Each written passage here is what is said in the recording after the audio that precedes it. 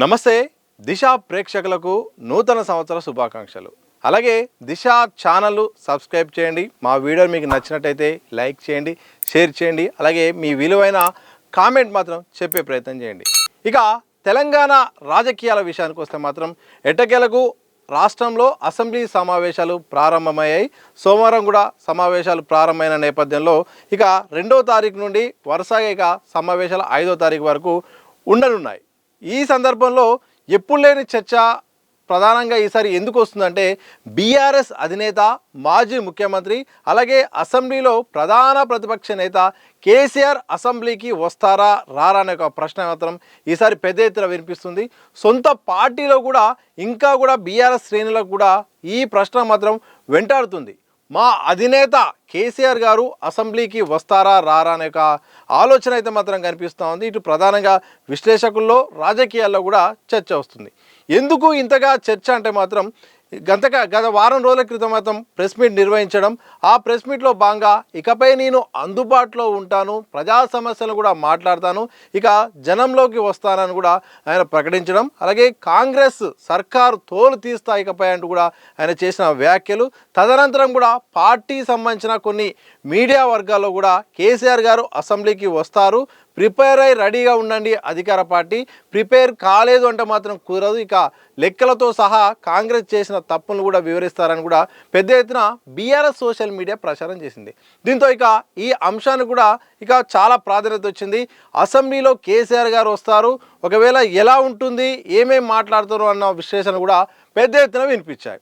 కానీ సోమవారం రోజు వచ్చిన వెంటనే హాజరు వేసుకోవడం, ఆ హాజరు తర్వాత కేవలం 3 నిమిషాలే అసెంబ్లీలో కూర్చొని వెళ్ళిపోవడంతో మళ్ళీ ఈ సమస్య కూడా తెరపైకి వచ్చింది. ఎందుకు వచ్చి వెళ్ళారు, అటెండెన్స్ కోసమేనా, ఎందుకు సభలో కూర్చోలేదు, లేదు మళ్ళీ వస్తారు అని కూడా ఇటు ఈ యొక్క అంశాలు కూడా ప్రభావితం అయితే చూపించాయి. ఇక సమావేశాలు అయితే ఉన్నాయి 2వ తారీఖు నుండి. మరి ఈ సందర్భంగా కేసీఆర్ గారు అసెంబ్లీకి వస్తారా రారా అన్న ఒక అంశం మళ్ళీ తెరపైకి వచ్చింది. కానీ ఆయనగా ఎర్రవల్లిలోని ఫామ్ హౌస్కు నందినగర్ నుండి కూడా వెళ్ళిపోవడంతో ఇక అసెంబ్లీకి వచ్చే అవకాశం లేదన్నట్టు కూడా దాదాపు కూడా ఈ యొక్క ఖరారైనట్టు కూడా తెలుస్తూ ఉంది. ఎందుకంటే ఈసారి సొంత మీడియా కానీ అలాగే బీఆర్ఎస్ నేతలు కానీ కేసీఆర్ గారు వస్తారు, మాట్లాడతారు, అంశాల వారీగా మాట్లాడతారు, ఆయనపై ఉన్న విమర్శలను, పార్టీపై ఎక్కువ పెడుతున్న విమర్శలు కూడా తిప్పి కొడతారని కూడా ఇటు పెద్ద ఎత్తున ప్రచారం జరిగింది. కానీ అది నిజం కాదు అన్నట్టు కూడా తెలుస్తోంది. ఎందుకంటే ఎర్రవల్లి ఫామ్ హౌస్ పోయిన తర్వాత మళ్ళీ వచ్చే అవకాశం అయితే లేదనేది మాత్రం ఇటు పార్టీ వర్గాలు కానీ ఇక బయట విశ్లేషకులు కూడా చెప్తున్నారు. ఎందుకంటే ఈ యొక్క ప్రచారంలో ఇక నిజం లేదు, దాదాపు ఆయన అక్కడికి వెళ్ళిందంటే రాడు అనే ఒక సంకేతం అయితే వినిపిస్తోంది. ఇక కాంగ్రెస్ విషయానికి వద్దాం. కాంగ్రెస్ మాత్రం ఈ విషయంలో మాత్రం మొన్న అసెంబ్లీలో భాగంగా కేసీఆర్ గారు రావడం, ఆ సందర్భంలో సీఎం రేవంత్ రెడ్డి కానీ మంత్రులు ఎమ్మెల్యేలు కూడా నేరుగా ప్రధాన ప్రతిపక్ష నేత దగ్గరికి వెళ్ళడం, అలాగే నమస్కారం చేయడం, వెల్కమ్ చేయడం కూడా అందరిని కూడా ఆశ్చర్యపరిచింది. అలాగే అందరిని కూడా ప్రశంసలు కూడా ఇటు సీఎం రేవంత్ రెడ్డిపై అలాగే అధికార పార్టీపై కూడా ఒక ప్రశంసల వాతావరణం అయితే కురిపించింది. ఇదే సందర్భంలో అక్కడే ఉన్న అంటే బీఆర్ఎస్ ఎమ్మెల్యేలందరూ కూడా ఆ సమయంలో రేవంత్ రెడ్డి కేసీఆర్ దగ్గరికి వచ్చినప్పుడు అందరూ నిల్చున్నారు, కానీ ఒక కేటీఆర్ కానీ అలాగే పాడి కౌశిక్ రెడ్డి కానీ కూర్చోవడం కూడా విమర్శల పాలైపోయింది. వాళ్ళు ఎంత చెప్పినా కానీ సంస్కారం లేదు అనే సందర్భం మాత్రం సొంత పార్టీలో కూడా అలాగే బయట కూడా చర్చ జరిగింది. ఇదంతా కూడా ఆ రోజు జరిగిన వ్యవహారం. ఇక తదనంతరం ఇక అసెంబ్లీ సమావేశాలు ప్రారంభం కాబోతున్నాయి.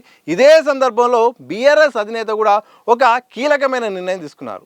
శాసనసభలో ప్రధాన పక్ష నేతగా ఆయన ఉన్నప్పటికీ కూడా పూర్తి స్థాయిలో ఇక అందుబాటులో లేడు అన్న మెసేజ్ వెళ్ళే అవకాశం ఉంది. ఆయన కూడా వచ్చే సందర్భం లేదని చెప్పింది. ఇదే సందర్భంలో పార్టీ తరఫున వాయిస్ ఇవ్వడానికి అయితే మాత్రం డిప్యూటీ ఈ ఫ్లోర్ లీడర్లు మాత్రం నియమించడం కూడా ఒక కొత్త అంశం కూడా తెరపైకి వచ్చింది. ఇక ప్రధానంగా హరీష్ రావుకు ఆ అవకాశం రావడం, ఆ తర్వాత సబితా ఇంద్రారెడ్డికి అలాగే ఇటు తలసాని గారు కూడా ఆ అవకాశం వచ్చింది. తద్వారా ఇక హరీష్ రావుకు అత్యంత కీలకమైన పాత్ర ప్రభావం ఉండబోతున్నట్టు కూడా తెలుస్తోంది. ఇక సభలో హరీష్ రావుకు ఎక్కువ కూడా మాట్లాడే స్కోప్ ఇవ్వడానికి ఈ పదవిని అయితే మాత్రం ఇచ్చినట్టుగా అయితే తెలుస్తుంది. తద్వారా ఇక హరీష్ రావు ఉంటాడు, మాట్లాడతాడు, నేను ఇక రాలేను అనే ఒక మెసేజ్ ఇచ్చే కోణంలో మాత్రం ఈ యొక్క నియామకం ఉన్నట్టయితే మాత్రం అందరూ కూడా అనుకుంటున్నారు. మరి అనుకున్నట్టుగానే మరి హరీష్ రావు మొత్తం మాట్లాడతారా, మరి కేటీఆర్ పాత్ర ఏంటి అసెంబ్లీ వరకు, మరి బయట పార్టీ అంశాల వరకు కేటీఆర్ చూసుకుంటారు, అసెంబ్లీ విషయానికి వస్తే మాత్రం హరీష్ రావు చూసుకుంటారా అనేది మాత్రం అందరూ అనుకుంటున్నారు. మరి చూడాలి, దానికి ఏం సమాధానం వస్తుందో చూడాలి.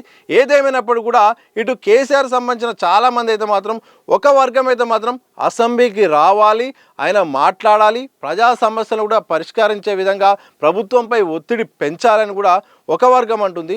మరొక వర్గం కేసీఆర్ సంబంధించిన వాళ్ళైతే మాత్రం వద్దు, అసెంబ్లీకి రావద్దు, ఆయన వచ్చి ఇక్కడ రావాల్సిన ప్రాధాన్యత కూడా లేదు, ఎందుకంటే మాత్రం అధికార పార్టీ కేసీఆర్కు ఢీకొట్టే అంత స్థాయి లేదు, వాళ్ళ దగ్గర అంత స్టేచర్ లేదు, అవసరం లేదు. ఒకవేళ కేసీఆర్ను అసెంబ్లీకి రప్పించి అవమానించే పరిస్థితి కూడా చేసేలాగా కూడా ఇటు కాంగ్రెస్ సర్కార్ కానీ సీఎం రేవంత్ రెడ్డి వర్గం కానీ చేస్తుంది.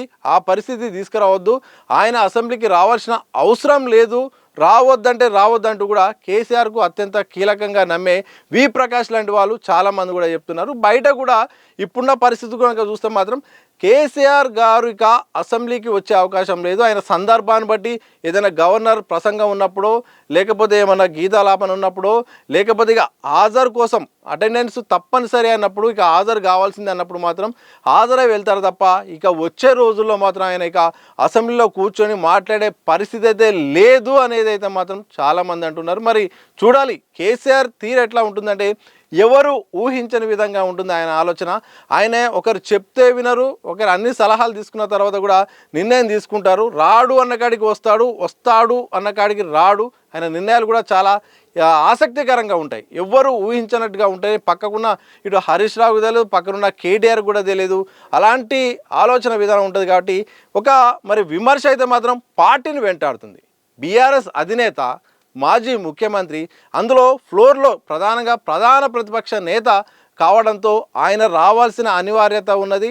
రాకపోతే మాత్రం, వచ్చే సభల్లో రాకపోతే మాత్రం కాంగ్రెస్ పార్టీకి ఒక పెద్ద ఆయుధాన్ని, ప్రచారాస్త్రాన్ని, ఆరోపణల అస్త్రాన్ని అయితే ఇచ్చే అవకాశం అయితే ఉంటుంది. మరి దీనికి కేసీఆర్ దగ్గర ఉన్న వ్యూహం ఏంటి అనేది మాత్రం తెలియాలి. రాకపోతే మాత్రం వాళ్ళు కాంగ్రెస్ వాళ్ళు వాడుకుంటారు, ఇటు బీజేపీ వాళ్ళు వాడుకుంటారు. మరి దీనికి కేసీఆర్ కానీ బీఆర్ఎస్ పార్టీ ఎట్లా ఢీకొడుతుంది అనేది మాత్రం ఒక క్వశ్చన్ మార్క్గా ఉంది. దానికి మరి ఎలా ఆన్సర్ చెప్తారు, అలాగే వచ్చే శాసనసభ సమావేశాల్లో భాగంగా బీఆర్ఎస్ వాయిస్ ఎట్లుంటుంది కేసీఆర్ లేకుండా, ఒకవేళ అనూహ్యంగా కేసీఆర్ గారు వస్తారా, వచ్చి తీరుతారా, వస్తే జలాల సంబంధించిన అంశం కానీ ఏ అంశాలను ప్రస్తావిస్తారనే ఒక అది కూడా ఉన్నది. మరి దీనికి అన్నిటికీ సమాధానం దొరకాలంటే మాత్రం మరికొద్ది రోజుల్లో, మరి ఈ 2-3 రోజులు అయితే సమావేశాలు ఉన్నాయి, ఈ 2 నుండి 5 లోపు. ఈ సమావేశాల్లో మాజీ ముఖ్యమంత్రి అలాగే అసెంబ్లీలో ప్రధాన ప్రతిపక్ష నేత కేసీఆర్ వస్తే అన్నిటికీ సమాధానం వస్తుంది. రాకుంటే మాత్రం కాంగ్రెస్ పార్టీకి అయితే మాత్రం ఒక ప్రచారాస్త్రాన్ని, ఒక చాలా వాళ్ళకు ఒక విమర్శించడానికి అయితే మాత్రం ఒక ఆయుధాన్ని అయితే ఇచ్చినట్టు ఉంటుంది. మరి ఆ విధంగా ఏం జరుగుతుంది, మరి నిజంగా కేసీఆర్ వస్తారా రాడా అనే ప్రశ్నకైతే మాత్రం మరికొద్ది గంటల్లో మరి దీనిపై ఒక క్లారిటీ వచ్చే అవకాశం అయితే కనిపిస్తూ ఉంది. మరి ఇలాంటి వీడియోలు మీకు నచ్చినట్లయితే దిశ టీవీని లైక్ చేయండి, షేర్ చేయండి. దిశ టీవీని మరింత సమాచారం కోసం కూడా మీ దగ్గర ఉన్న సలహాలు, సూచనలు అయితే మాత్రం కామెంట్ చేయండి. చివరిగా దిశ టీవీని సబ్స్క్రైబ్ చేసుకోండి.